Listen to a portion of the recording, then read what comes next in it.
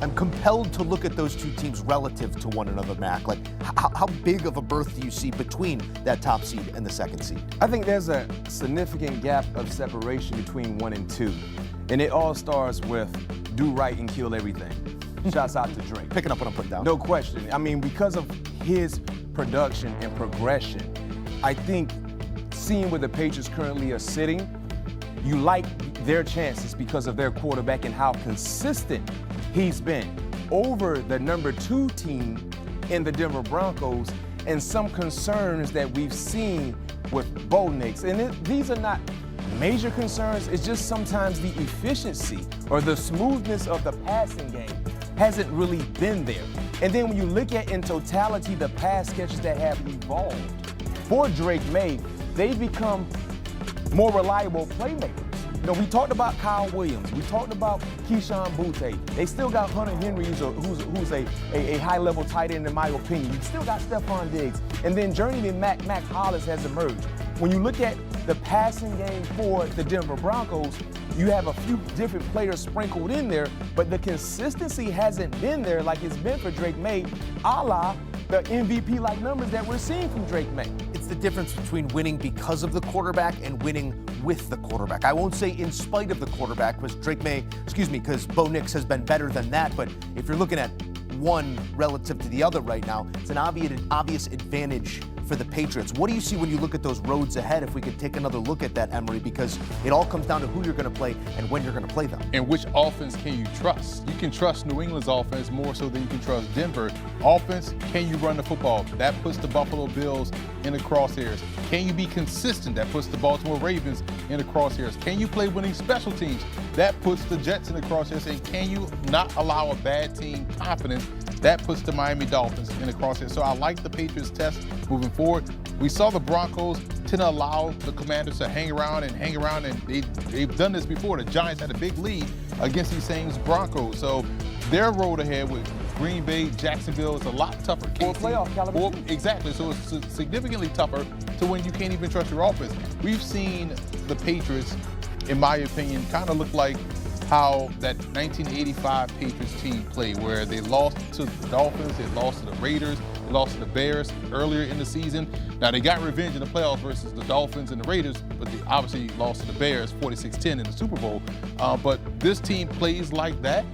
They're going to go a long way because I like how they're playing. We've talked about how many times they've won different games this season. I just find it so compelling that in the era of Mahomes and Allen and Jackson, May and Nix are the ones at the top of the conference right now, and the others are just looking for a spot in the tournament, and that's where we go next, Mac. Let's talk a little black and blue in that AFC North, and a massive, massive matchup coming up on Sunday on CBS in a division that seemingly no one wants to win.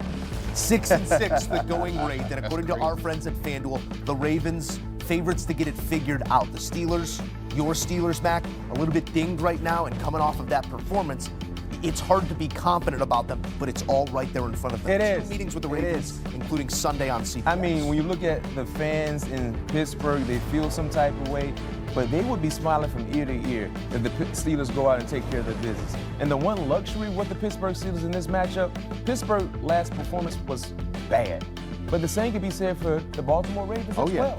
The same can be said for the Baltimore Ravens since Lamar has returned from that hamstring injury. We haven't seen Lamar be marvelous in their offense. We haven't seen the entertaining, the production in their offense, and they've just been kind of surviving, to say the least.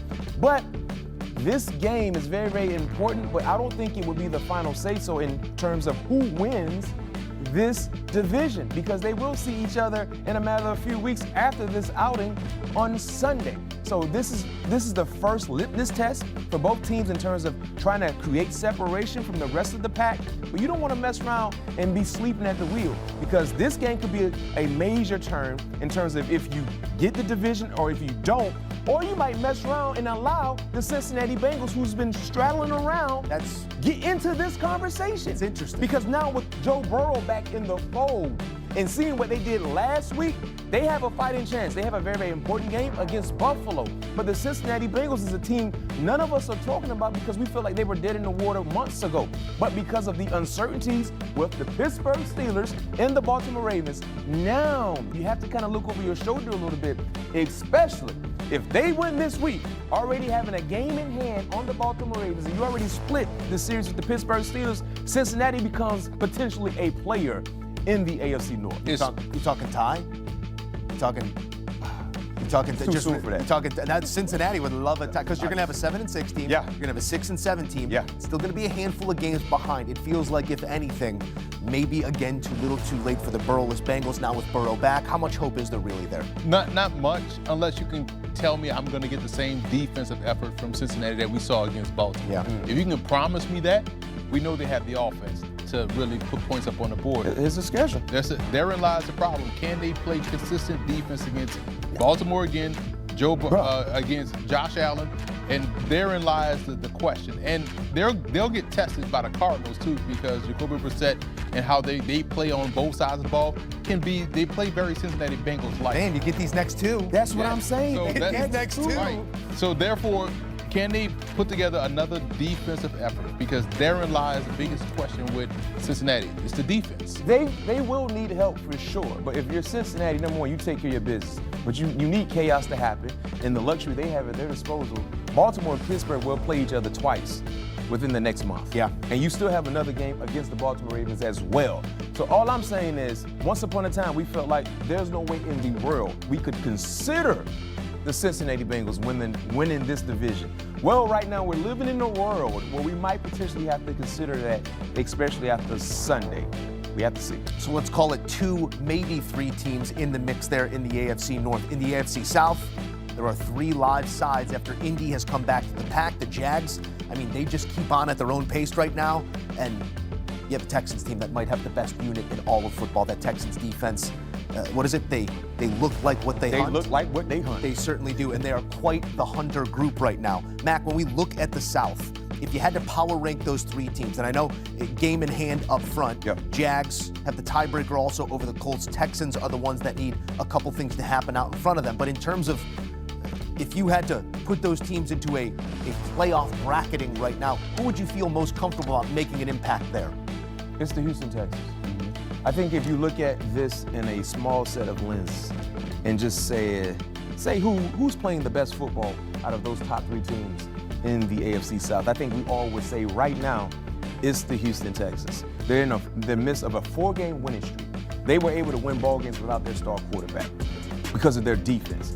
And now what we saw this past weekend in the second half, C.J. Stroud finally found his stride, right? The passing game emerged, and they've done a great job running the football with Woody Marks and Chubb in the backfield. And the offensive line, at once upon a time, they were the Achilles heel. Now they're playing serviceable football. And because of their defense, they're not afraid. So when you look at what they've done, they've beaten 3 straight playoff caliber teams. Yeah. Right? 3 straight playoff caliber teams. They have another one coming this upcoming Sunday in the Kansas City Chiefs. They have framed that opportunity like this because we know defenders, they're a hateful bunch. They attack with violence, and this group is that. You get a chance to mathematically eliminate the dynasty of the day on prime time this week. You're looking at Patrick Mahomes, who has to have each and every one moving forward to find his seat at the table. That has to add a little something extra to this one. It has to, and you know you don't have any room for error. And if you look at the Houston Texans, anytime in postseason play, anytime they go to Arrowhead Stadium, Pat Mahomes have always taken their life. So now you have an opportunity to take life from them in the regular season. How many were they down? A comeback victory? Oh my! It's been early in the run. It's been a few times where they've played in January football in playoff atmospheres in Arrowhead, and they've lost. So for Kansas City, they just got to keep doing what they're doing. Now the one luxury for for Houston, they got to keep doing what they're doing. But the luxury for Kansas City, the Texans offense won't present the same challenges that the Dallas Cowboys presented. You know, when they needed to get a stop, they couldn't get a stop. Because the Cowboys have high-level wide receivers that won their one-on-one matchup.